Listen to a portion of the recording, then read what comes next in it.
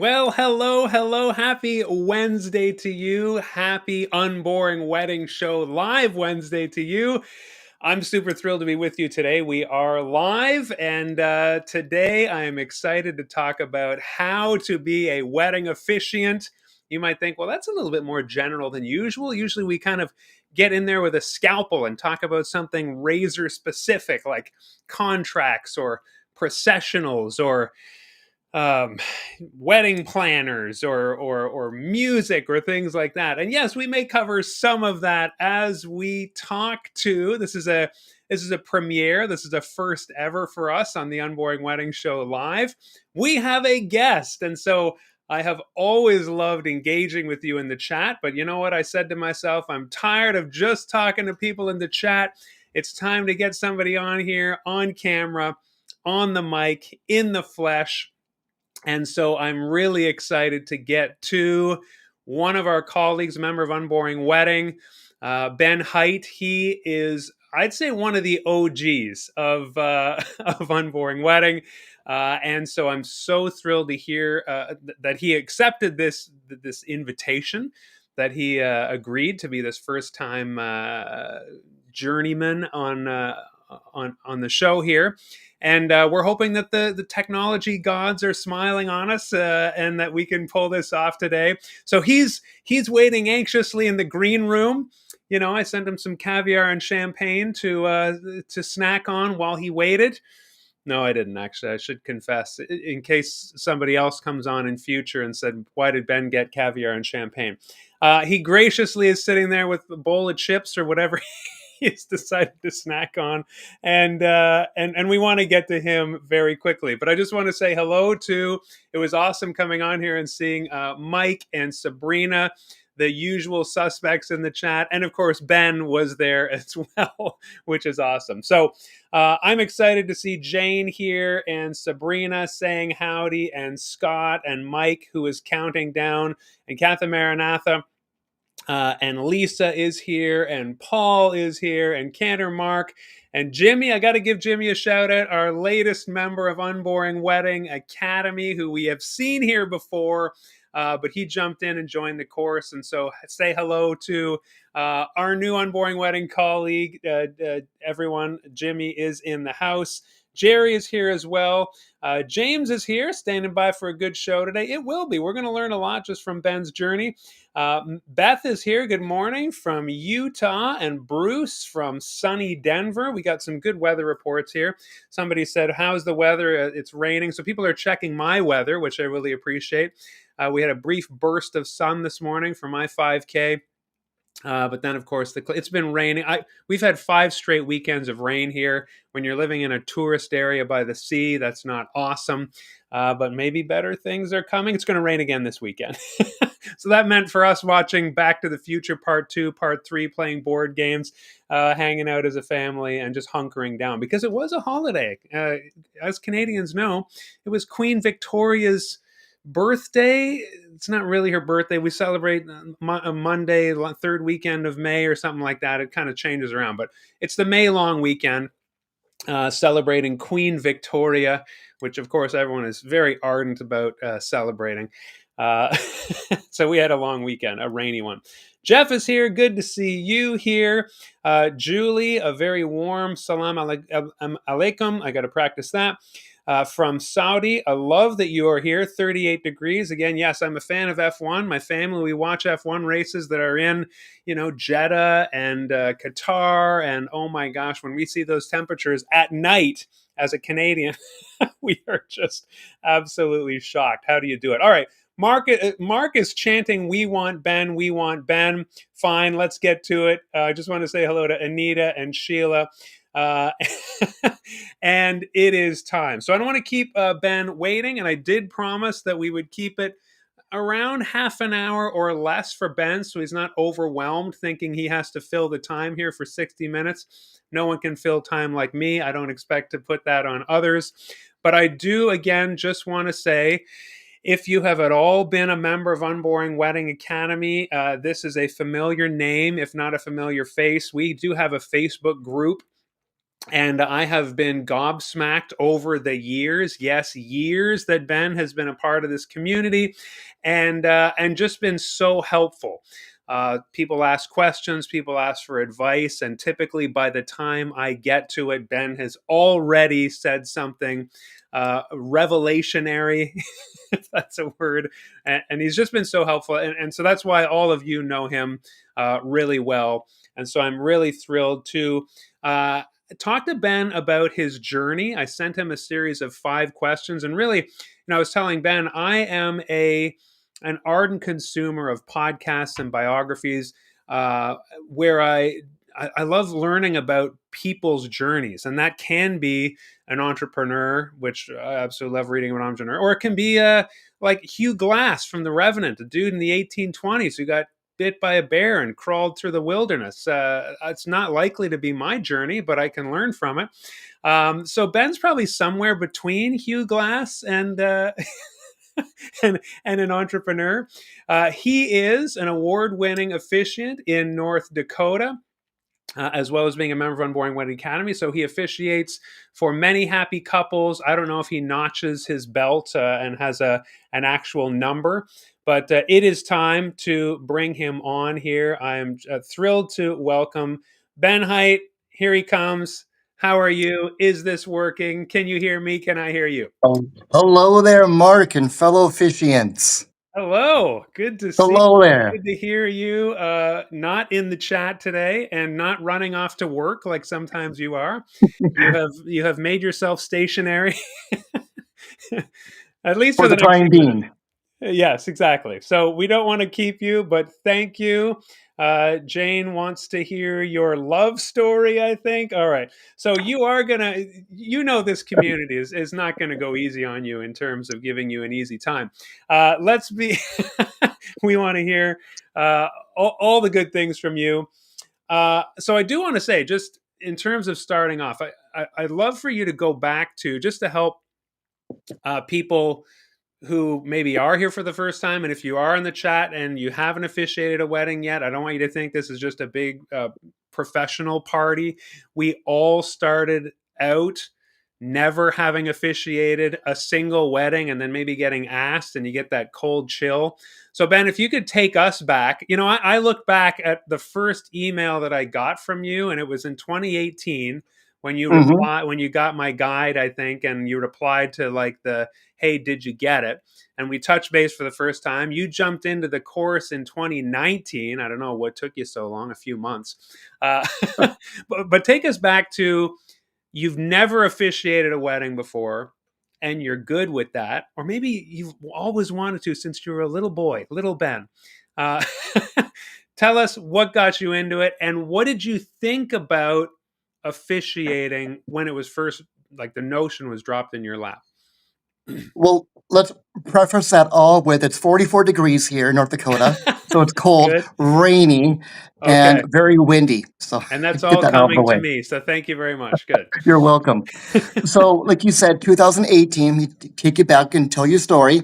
Um, I have experience in restaurants. I owned a restaurant for many, many years.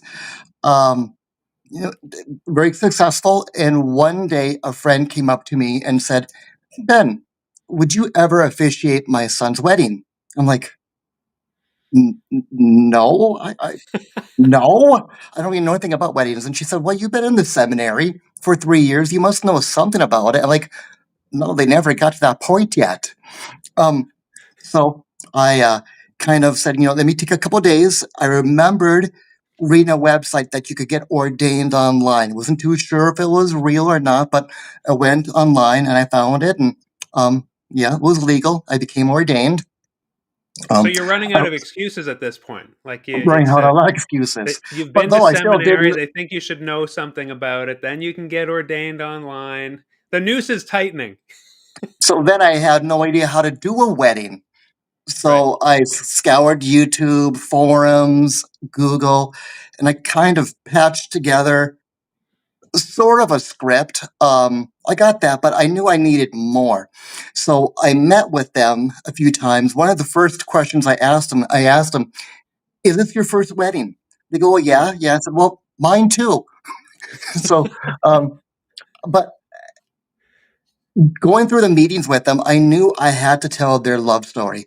It was Mm, just so amazing. It was beautiful. And I knew that their guests would just love hearing it. And I know that they would love hearing it too. So, uh, wrote a beautiful love story. And I don't think, yeah, wrote a love story. They loved it. We had the wedding.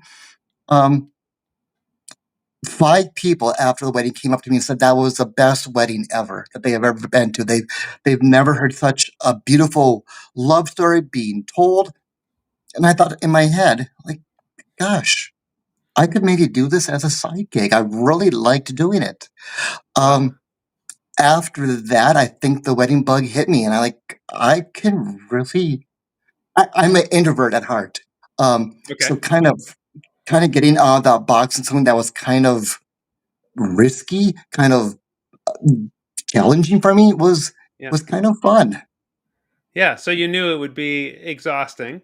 Like, Yeah. Well, obviously an and introvert before, doesn't just mean shy. Like you're putting out there, you're in front of everybody, and then after a wedding, you probably need to go lie down for a little while. oh, a big good recharge, and the Yeah. wedding was outside, windy, Okay. and I held a microphone, which I will never do again. Okay. There you Um, go. That's some helpful um, advice for you all out there who deign to hold a mic outside in the wind. Were you using a binder that had pages, or were you using a it was a tablet, or do you remember? it was a binder, and the Okay. pages were flying, Okay. so So it's I just one of kind those of little things where you're like, "Oops, I didn't quite think this part through beforehand." many things I didn't think about And I before. hear that all the time, which is why I'm saying it is like you don't put yourself enough in, like, when I'm standing up there, like every element, not just the elements in the ceremony, but wind and sun and not Bees, enough light. I've heard bees. What'd you do about the bees? try to stay away from them. Yeah, and there's a venue nearby where I officiate sometimes, and the black flies. It's in a field, and the black flies are so bad that the wedding party usually looks like those gas station, those I don't even know what they're called, and everybody's doing this with their arms, so that can happen, and at some point you just got to point it out, like, how are we doing with the black flies and stuff like that. Right, So right. you were excited at the beginning to officiate. You were feeling like you got asked and it was dropped in your lap, but you felt like I can do this, or did you know the couple? It sounded like you were asked by somebody you knew Yes, it was before. a good friend of mine. Okay, okay, Yes, and so that was that in 2018 ish that that you was did in that one? 2018. Okay, Yeah. okay, and And you said before you that, sorry. Before yeah that, I really didn't think much about weddings. I thought they were very mundane and trivial, and 2 hours of my time wasted. yeah Um, yeah. and those thoughts are totally changed.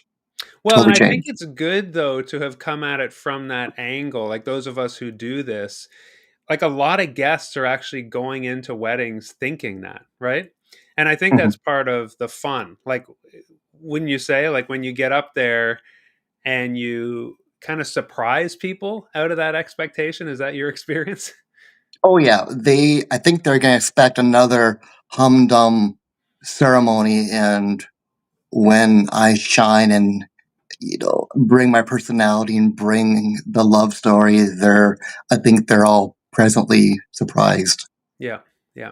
What made you think about, like, telling the love story? I've talked about how I was headhunted by a company called Young Hip and Married, and similar to you. I was like, I'd never want to officiate, and they're like, well, no, but we try to make it fun. And like, how did you encounter that idea? Unfortunately, it's just all too rare. Hopefully, it's becoming a bit more ubiquitous. But when did you first think of that, or did you see it done, or Um, I think I saw it on a couple of YouTube videos, and it looked different. It looked like the guests were having more fun. Hmm, Uh, they were more engaged. I think I even saw a couple guests like leaning out of their chairs, getting closer to the storytelling. yeah, And after doing a few weddings and learning their story, it was just like these stories need to be told. yeah, It's yeah, more personable. It's more just all around just better. Yeah. How did you move from that first one? Like you say, you're thinking like, oh, I think I'd like to do this again. And I get those emails all the time. I crushed it. Amazing. I want to do this more. But sometimes that's where you feel like you look around and then say, well, how do I actually do more? Which, I think you were probably one of the originals that were pushing me into making a pro course about how do you get clients. Now, I always say it's a good thing that we do our work in front of, we're literally kind of showcasing what we do in front of potential future clients. But how did you then get the ball rolling from that first one to a second? Did you get asked or? Gosh, I don't really remember. I Hmm, know it wasn't a friend. I yep. think I created a Google account, um, create a website, and I remember when I was on vacation in Arizona, my Google listing must have came active. I think it takes a while for the meta all to Hmm, kind of start rolling together. And when I yep. was on vacation, I had 6 emails. Wow. I thought to myself, like, what the heck is going on here? From one wedding to like now I potentially maybe have six. And Yeah. it's like, Yeah. I um, remember that happened with me with my YouTube videos. I just started putting YouTube, and you can go on my channel and see way back 2017. People complain about how badly they look, but it was similar where nobody was watching them, and then all of a sudden, I was sitting on my couch one night watching a show with my wife, and my phone started to like notify that people were grabbing my guide through the YouTube, and I thought it was mhm, broken, similar to you, because you're just been like, well, I did that a while ago, what is going but sure on? enough, like something caught. So you basically went from like a first time for a friend's kids, and then maybe another friend. You said, but then you were kind of you put your shingle out there, and we're hoping to Yep. get found professionally pretty early. Mhm. Yeah, I think it took me about 6 months until I got the ball rolling and things kind of started taking off. Okay, and so the primary reason for that decision was, like you said, you're busy. I said to you, like, this is just a sliver of who you are in terms of Mhm. the professional wedding officiating. I just found out you went to seminary apparently, so I did not know that. I don't think fellow seminarian, um, a- and so you kind of decide what it was just because it was so much fun and you had nothing else to do on Yep. weekends, or Oh, oh, I had a lot to do on weekends. yeah, no doubt in the Um, restaurant business. um, I just I felt like I could connect with people. Hmm. Um, and I love connecting with people with couples. Uh, Hmm. and it was fun. I got a joy. It was uh, when you're up there telling a story and doing a great wedding, and you see the joy in their faces. Hmm. I That made me feel good, and I kind of got the hunger for it. Yeah, yeah, that's amazing. Have you gotten to the point where you would say it's kind of like a familiar list of faces in terms of other wedding vendors when you are booked by couples? Yeah, we're the area that I'm in is not too large, so I do see a lot of the same vendors over and over again. There's one photographer that I've worked with like maybe 6 times so far. We have a great working relationship, and actually, when I see her, I go give her a hug. She's like, "Oh my gosh, I'm so glad you're the officiant, and Yeah, everything is going to go great." And I said, "I'm yeah, so glad that you're the photographer. I don't need to worry about anything." yeah. So yeah, I'm starting to see the same faces over and over again, What about which is wedding planners? Like, do you remember early wedding planner territorial dancing, or was it easy at the beginning? Because that's something that is a big concern for first timers and pros. Like, as you get out there, you never know what you're going to get. We see this a lot in the Facebook group. You have responded to some of those comments before of like, oh my gosh, I just had the planner from hell, or I just had a weird thing in the rehearsal and I'm worried about tomorrow. What's been your experience with that? um, that one Planet from Hell. That's the only one I worked with. Out of my 85, 90 weddings, I've only experienced one planner. Okay. So Oh, have you been? Have I'm you? like, Did you make some of those posts? Did you post about that one time? I think that was me. Yeah. Okay. I mean, it Yeah. wouldn't be the only one, but yeah. Yeah. So generally you're saying like you well, what's your thought on this is a hot take. What's your thought on rehearsals? Do you do them? Do you include Um, them?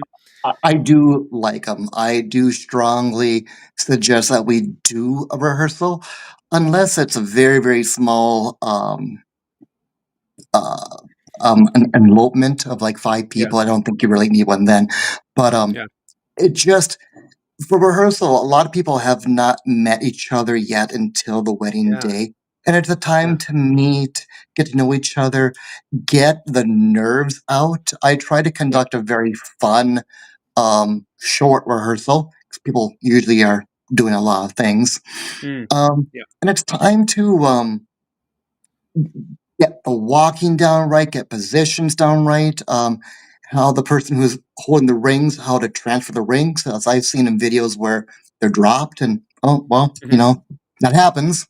But, Yeah. Yeah. yeah, rehearsals I think are very, very important. It just sets the stage to have a more relaxed day, when the wedding comes. Yeah. Yeah. That's what I found. Like I say, it's a bit of a hot take, and I think because of my real insistence on doing it. Again, a lot of people become unboring wedding members, they follow the system, but then they deviate. And I actually like to see that. I actually like to see people adapt, change. I always say, do what's best for you, do what's best for couples where you're from.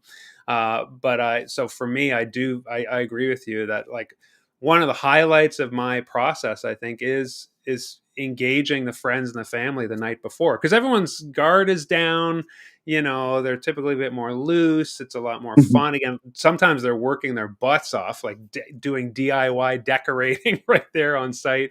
So it can be chaotic, but part of that is the joy of a wedding weekend, and you step on site and you do that. So speaking of kind of like your own process, like how would you say now, like how do you engage couples when they reach out? Do you have like a process? You mentioned your first wedding, you met with them several times, and me too. I was just like, Mhm. this is not sustainable to meet and meet and meet and ask them questions and almost like an FBI reporter with your recorder out. Like, there's got to be Right. something here. Like, how have you streamlined your own professional process? I think becoming more organized helps my process. Mm, Uh, I developed a system that mm, has questionnaires, or I use other people's questionnaires and kind of made it my own. hmm. Um, with that, you don't need to meet with them more often because Yeah, you have all the questions right in front of you. From that, yeah, you developed a nice script from all those questions, and then sending off a story survey. From that, you create your love story hmm. that's in the wedding. So you think it's important too to have them write it down themselves?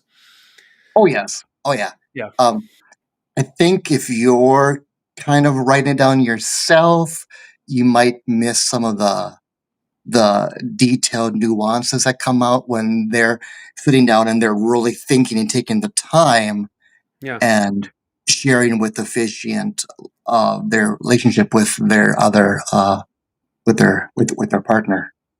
Yeah, yeah, and it's less work I find when you can like take their word. They're on paper. They're kind of on the record having said the thing, as Hmm. opposed to you again listening to a recorder. Again, there's many ways to do it, but I'm always interested in getting the maximum amount of value with the least amount of effort. I think that's the the key to being a good professional in something.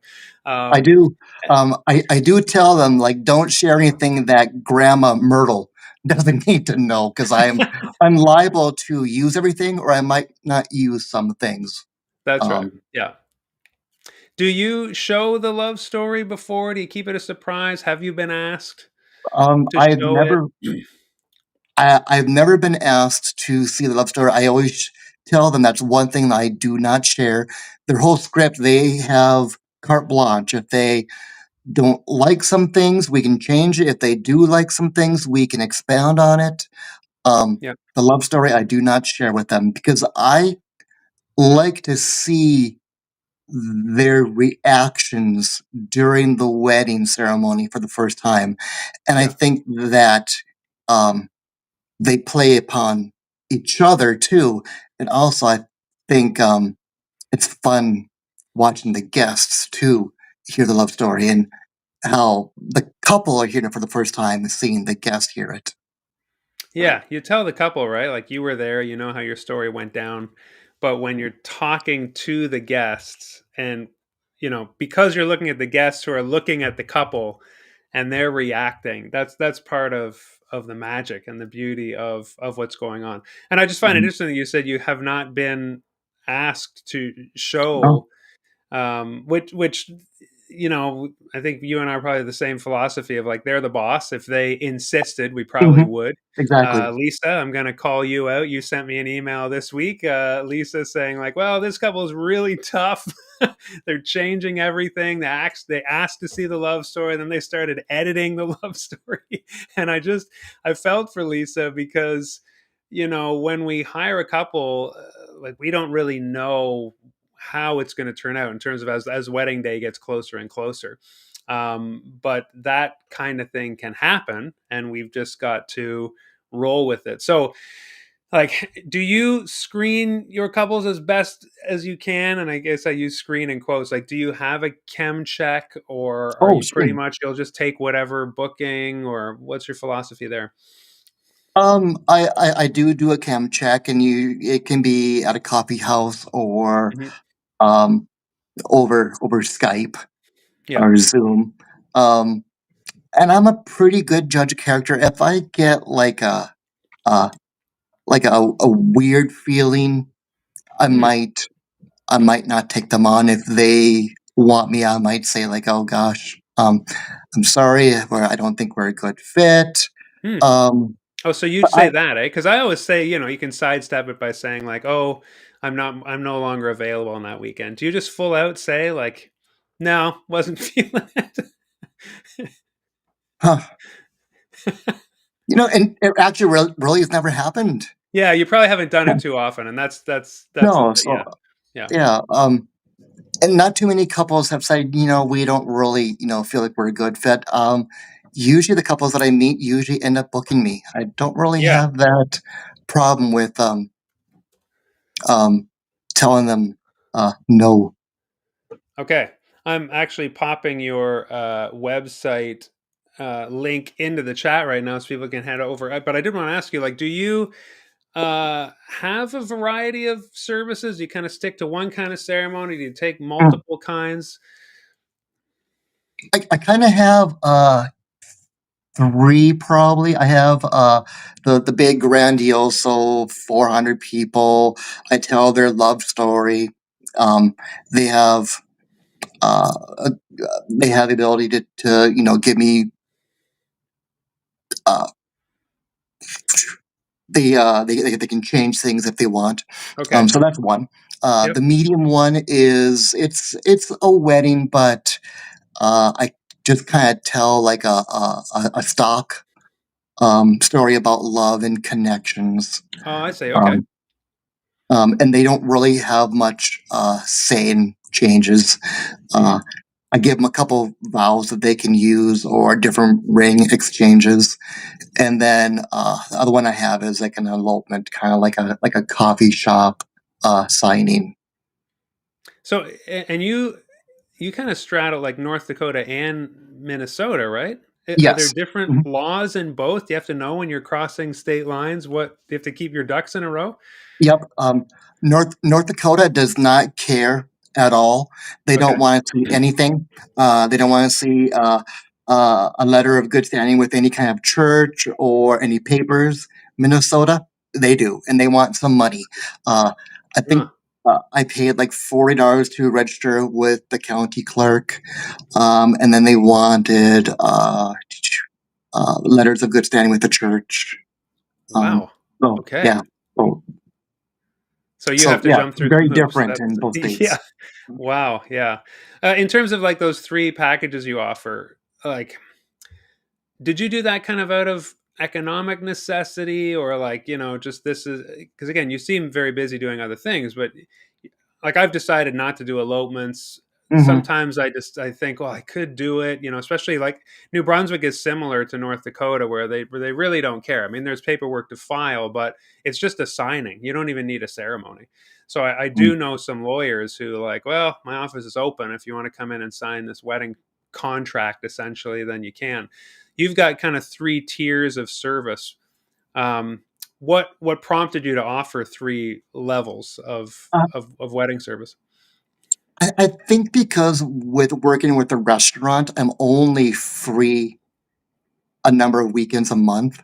So Okay, I would love to do full weddings every weekend. That would be amazing, but I just can't dedicate my time to that.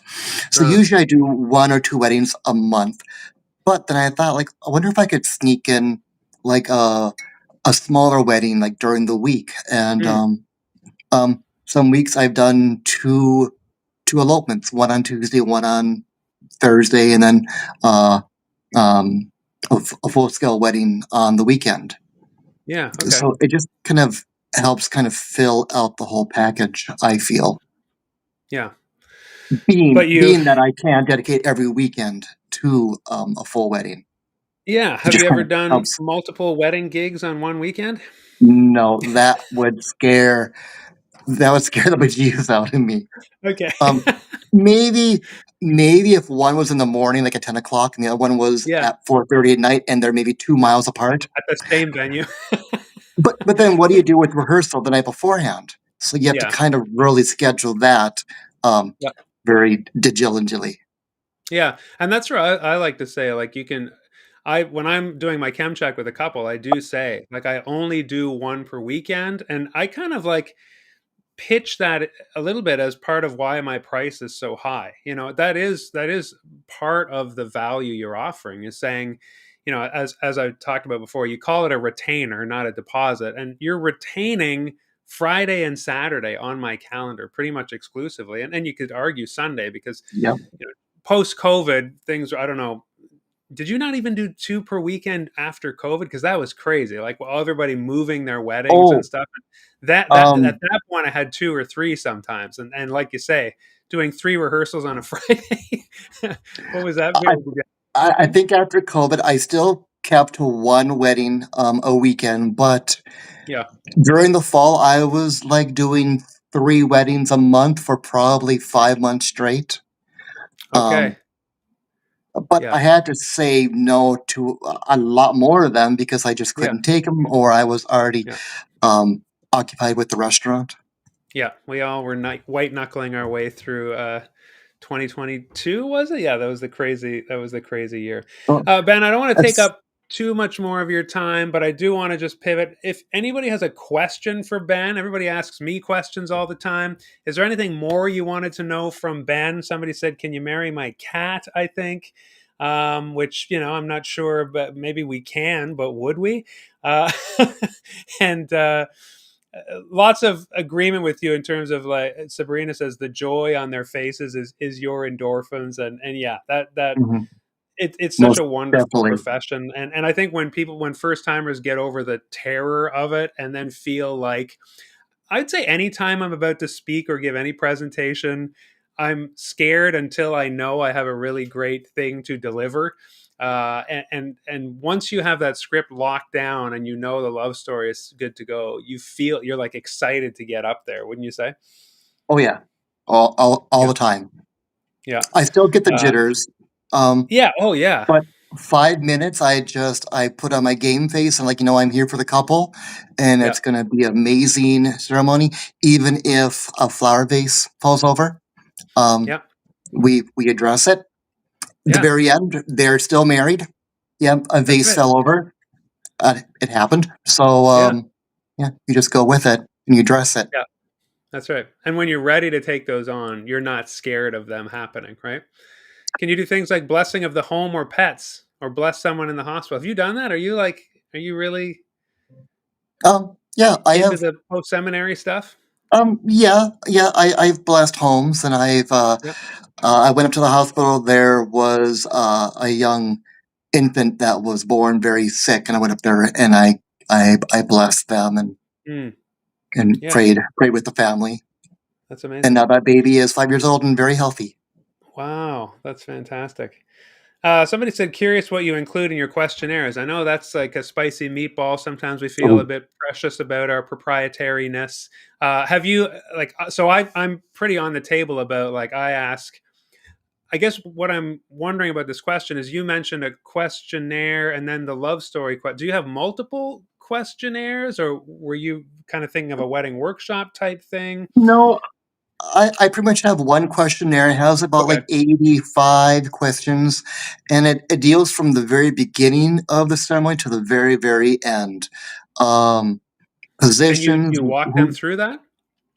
yes, we walk through that. Yep, it takes about like Okay. 45 minutes, and I add some humor to it too, so it's not strictly question, question, question, but Yeah. we add some humor to it.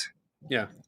Okay, so I think that's what kith and kin here. Yeah, when we're talking about questionnaires, like, I just built Efficiently, so it's similar. It's about 80 questions, and when you think of, like, oh my gosh, like a Scantron, where Yeah, that it's not that kind of questionnaire. You're sitting down and you're guiding your couple through, like, everything that can, might, could, and will happen in their ceremony, and then to build their story, you send them a separate questionnaire that they will actually write the answers, right? So I think that's yes, helpful for correct. people to distinguish between those two things.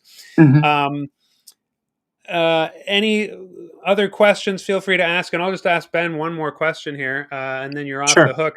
What's, like, we covered a lot here about, like, vendors and when something falls over and your process and things you've learned, but what's one of the most important things you've learned, would you say, from your experience? So 2018, we're talking ish, to now. Hmm. Sometimes it's hard to go back and think about when we were very green and when we were very scared, and but I think it is helpful to kind of bookend, and sometimes just these conversations are good for all of us to go, wow, I really have come a long way. In all those ceremonies you've officiated and all that time, what's one of the most important things, would you say, that you have learned and incorporated into your process and who you are and how you present yourself as a professional wedding officiant? I would say being myself, Mm, not trying to be someone different than who I am. Um, I've always kind of doubted myself, like, am I good enough? Am I doing the right thing? But knowing your worth really means a lot. And when you can bring to the table a personalized script, a personalized love story, I think it outshines any script in any book that you're just reading verbatim. Um, I think it means so much to the couple that you've taken the time to really care about them.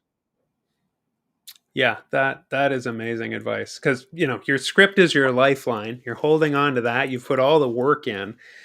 But like you say, if you get up in front of everybody and then you're kind of like playing a role or thinking you're being somebody who you think you should be, nobody really wants that. The couple has asked for you to officiate their wedding, and so being authentic, reading what you've prepared, and I use that mirror analogy where all the attention is on you and you immediately shine it back onto the couple. Hmm. When you put all those things in tandem, like a great script and reflecting back onto the couple, but also being yourself, unless you're a megalomaniac, I would say curb that a little bit. But keep it about the couple and be yourself. Yeah, that's Yeah. that's pretty And amazing advice. also being warm and being approachable and being calm. Because when you're Yeah, yourself, you're calm. Um, I think the couples just adapt a sense of calmness too, and yeah, everything just flows so much smoother. Yeah, you can yeah, be excitable and you can tell a great story, but also being calm at the same time too. yeah, yeah. Jane is asking if you were part of the COVID crew Unboring Wedding class, the lives we did. Were you ever Mm. part of that live crew? I think I came on board the second go around. Okay, yeah, because I have Think a whole bunch of pictures on my wall here of that inaugural class. Sadly, Ben, I don't get to look at you every day. I do get to see Jane, though. no, Beth I wasn't says, part do of that you group. do any premarital counseling beforehand? I do not. No, I do not. Okay. Um, Okay. I do have a secondary company that I can send couples to, and a couple have taken advantage of that, but not too many have. Yeah. And again, I'm biased. I'm married to a marriage and family therapist. I've also had ministerial colleagues who have royally screwed up doing amateur counseling for couples. So I would say it's a real, again, it It's can a be a it's a hot potato. Uh, spicy Go meatball. ahead. A Yeah, spicy meatball. it can be a spicy meatball getting into a couple. And in fact, one time my wife did premarital counseling with a couple who I was official. They asked me, and I said, "Well, my wife's a counselor," and they wanted me to come and sit in with them. And many times I wished I wasn't there, and I was just so glad that my wife was at the helm because things come up. Now I know there's programs like Prepare and Enrich, which you've probably heard of, which is more of like a couple's a self assessment. So they assess, it's like delivering them a tool that they can assess their relationship, and then whatever issues surface, then they can go speak to a trained professional about it. But Mhm. that's my thoughts around that. I don't offer it either, and I would be a bit too trepidatious too as well. Another question, James says, do you have questions about sitting? Who's in the seats on the front row, or is this the coordinator's job? That's a good question. What would Oh you say to wow. that now? Oh wow. Well, being I've only worked with one coordinator, I would say it's the discretion of the couple, like who Mm, they want to sit in the in the front seats. yeah. Um, a few times they want to do the crisscross, where Yeah. the bride's on the officiant's right, but they want their family to be on the left side, and then Mhm. same as the groom or the other marrier. Yeah. It's Um, funny, I don't deal with that question typically. I don't know if you do, and you said you had your I really questionnaire, your don't wedding know. workshop. I don't either, but it immediately presents itself at the rehearsal, right? When they come down. And so to me, that I just kind of leave it for then. If there's a planner, they might decide then. Jane here says, yeah, typically it is the planner that is doing the seating. We typically know that the parents, or if there's parents, they're going to be on that coveted two Mhm. seats or seat on the inside aisle, the front row. But really, everybody else self selects, or the planner fills those rows. I will say part of my process is to make sure that the second and third rows are not gapingly empty before I start the ceremony. Have you noticed that, Mm. where some people feel like those rows are so sacred and special that nobody can sit in them, and then you're about to start and you notice a huge gap in the center sections? Everybody fills the back rows before the ceremony starts. Maybe it's a Canadian No, I I really have noticed that. No, I wonder if like the area thing. that I am in, maybe people are more apt to like uh, be neighborly. I don't know, but I've never really had a problem with that. And what do Yeah. you do, Mark? Do you do you tell the coordinator or someone to can you can you have people like move up and Yeah, yeah. Typically, sometimes I'll recruit the best men. Again, I'll get a sense of, but like if there's groomsmen or a party like that, sometimes I'll say, okay, I'll go to the back and I'll say to the couple, we've got to fill these rows because there's a huge gap. Sometimes the planner will be like, I'm on it. If everyone's kind of trepidatious, then I'll just go up and I'll say, I won't stand in the officiant spot. I'll kind of get in the aisle and I'll say, look, the best seats in the house are still available, and we don't want this huge gap. So for the sake of our couple, could we get some of the people? And then immediately people move. Typically it's just a sense of like, we're not special enough, we don't know if it's reserved. So yeah, I Mhm. do kind of get in the aisle sometimes and just encourage people to move Mm, up. And yeah, I like that. it's not usually like pulling teeth, but it doesn't make for great photos, because sometimes if the photographer's standing in a certain spot, it can look like no one was at the wedding at all if if you're getting those first few rows in the shot only.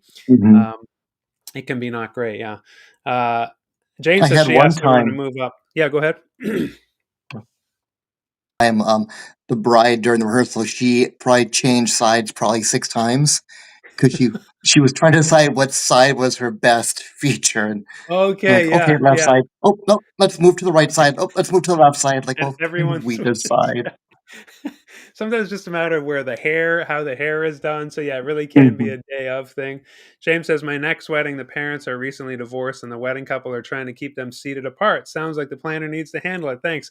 Yeah, let the planner handle that. Yeah, I don't want to get involved in that. Nobody even wants to touch your question, James, but thanks for asking.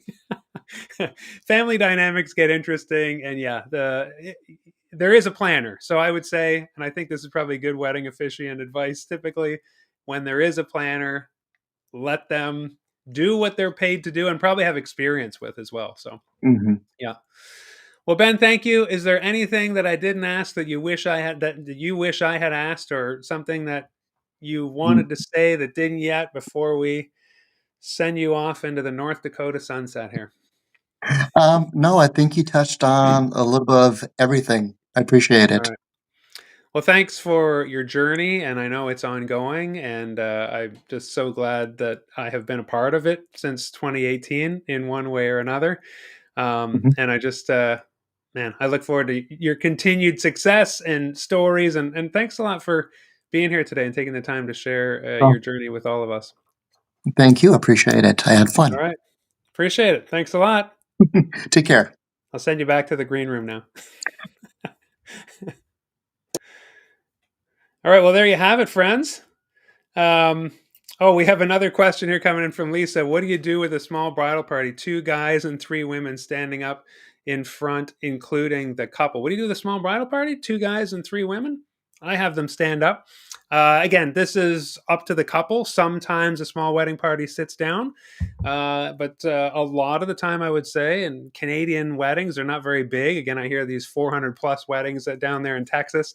Sometimes, a rooftop patio in the Algonquin is more typical 60, 70 guests, two or three attendants, and they do stand up there. So that's part of that initial ask from the couple. I want to thank Ben for joining today. I think we can really learn from each other's experiences. I love the differing opinions, different styles, the way that we have taken systems. A lot of people, have come into the Unboring Wedding Academy system, and like anything, I can think of just about anything that I'm good at. I started the way I was taught, and then you start making it your own, and that is really when you become adept at something. And Ben to me is the quintessential example of that. Not just making weddings amazing where he is, but then helping members of our community do the same. And if you are a member of Unboring Wedding Academy or become one, you will likely see him in the Facebook group. And hopefully, we get to see Ben in person in Vegas at Wedding MBA one of these years. We sang happy birthday to Ben last November. And it has been a pleasure to have him in our lives. So, thank you very much, everyone, for joining today. We will see you next week. I think I will be doing this more often. And so sometimes I'm going to do a little bit of training or teaching like I have done before. We love diving into those topics in a real narrow and focused way. But also, man, we have so much to learn from each other. And like I say, I'm seeing this in the chat, all this brilliance and genius bubbling up all the time, that I would love to start reaching out to many of you. Wink, wink, nudge, nudge. You know who you are. To come on here and just chat about the journey. Similar, not rocket science. I told Ben I'd ask him 5 questions, and it turned into 15, but he was a good sport about that.